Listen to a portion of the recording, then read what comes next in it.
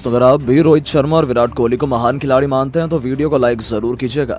दोस्तों, चौथे टेस्ट के पहले दिन ही भारत के आगे नतमस्तक हुआ इंग्लैंड। गुस्से से बौखलाए कप्तान रोहित ने शतक नहीं बल्कि दोहरा शतक जड़कर इतिहास के पन्नों में दर्ज कराया अपना सुनहरे अक्षरों में नाम। तो उनका बखूबी साथ निभाते हुए सरफराज खान के साथ मिलकर यशस्वी और कोहली ने तो इंग्लिश गेंदबाजी क्रम को तहस नहस करके रख दिया। तो आखिर कैसे रोमांचक तीसरे टेस्ट के पहले दिन ही भारतीय टीम ने बना डाले 550 से अधिक रन। आखिर किस बल्लेबाज ने ठोका इतिहास का सबसे तेज शतक, किस खिलाड़ी ने बनाए हैं कितने रन, कौन शतक बनाकर खेल रहा है, कितना हो गया टीम इंडिया का स्कोर, इन सब के साथ साथ चौथे टेस्ट के पहले दिन की पूरी हाईलाइट भी हम आपको दिखाएंगे। लेकिन उससे पहले आपको क्या लगता है कि रोहित, यशस्वी और कोहली में कौन सबसे बेहतरीन बल्लेबाज है? अपनी कीमती राय नीचे कमेंट बॉक्स में जरूर बताएं। दोस्तों, पिता बनने के तुरंत बाद रांची के मैदान पर चौथे टेस्ट मैच के लिए विराट कोहली की टीम इंडिया में एंट्री हो गई। जैसे ही टीम इंडिया की ताकत दोगुनी हो गई और टीम में वापसी आती है, इस खिलाड़ी ने साबित कर दिया कि क्यों वो भारत के बैकबोन है। महेंद्र सिंह धोनी के घर रांची के मैदान पर इस चौथे टेस्ट में जब सिक्का उछाला गया तब टॉस के बॉस बने कप्तान रोहित शर्मा और उन्होंने आंख मूंद कर पहले बल्लेबाजी करने का फैसला किया। एक बार फिर सफेद जर्सी में इन्फॉर्म कप्तान रोहित के साथ पिछले मैच के दोहरे शतक वीर की तूफानी जोड़ी अपने बल्ले से गदर मचाने के लिए मैदान में उतर चुकी है।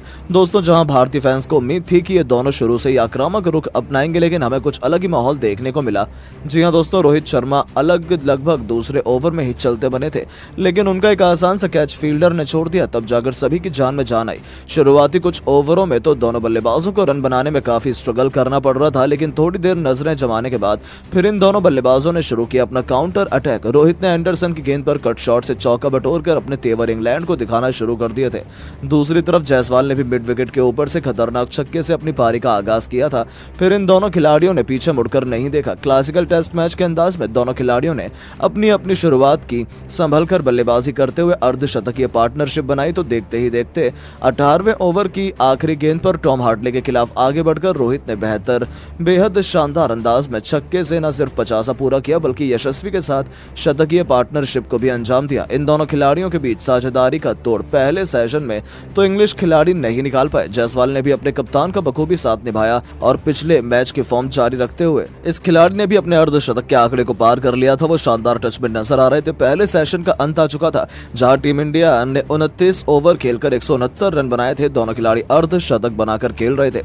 इंग्लिश टीम को इन्होंने एक भी सफलता हासिल नहीं होने दी थी। लंच के बाद मैदान में दोबारा उतरते रोहित ने गेंद को बाउंड्री नहीं, सीधा स्टेडियम के बाहर मारकर तूफानी छक्के से इस सेशन की शुरुआत की थी।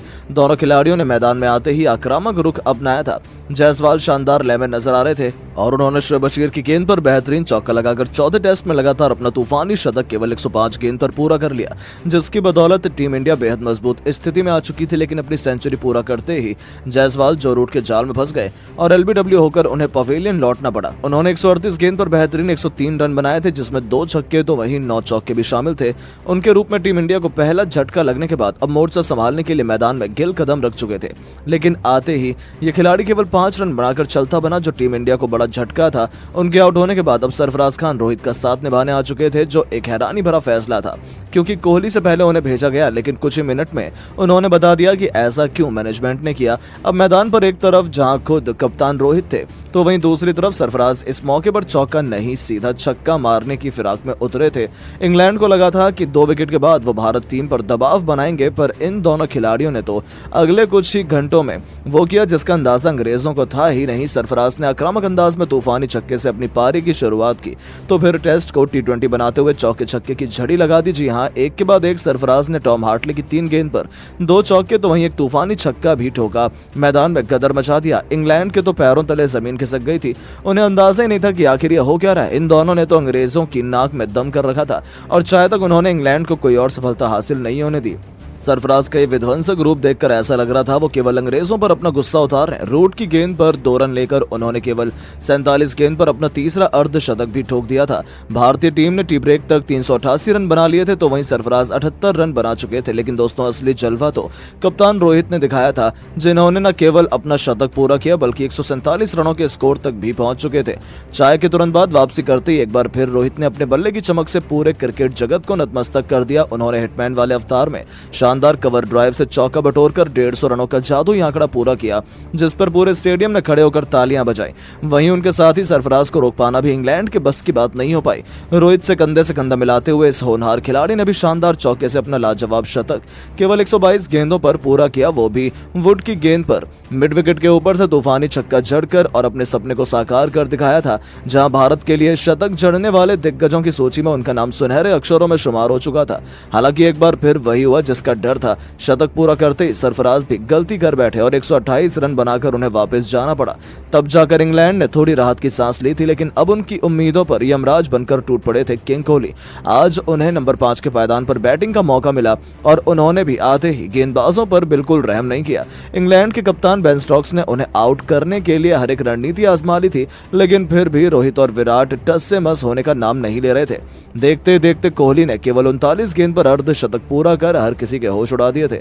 अपनी वापसी के साथ ही उनका बल्ला आज बोला नहीं बल्कि दहाड़ रहा था और कप्तान रोहित के साथ मिल उन्होंने टीम इंडिया को एक इतने बड़े टोटल तक पहुंचा दिया, जहां तक पहुंच पाना तो इंग्लैंड के लिए अभी से नामुमकिन लग रहा था। कप्तान रोहित ने रेहान अहमद की गेंद पर बेहतरीन चौके से अपना दोहरा शतक ठोक दिया था, वो भी लंबे समय बाद। वो अलग ही मूड में थे, वो रिकॉर्ड पर रिकॉर्ड तोड़ते जा रहे थे।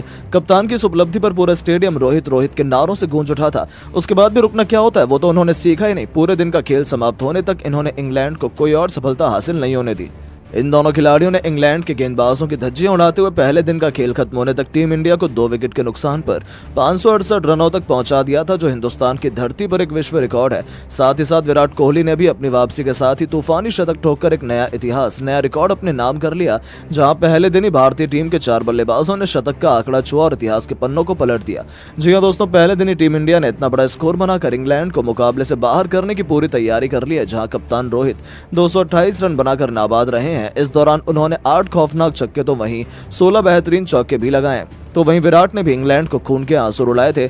110 रनों की अपनी यादगार पारी को विराट ने 6 खतरनाक चौके और 2 खौफनाक छक्कों से सजाया था।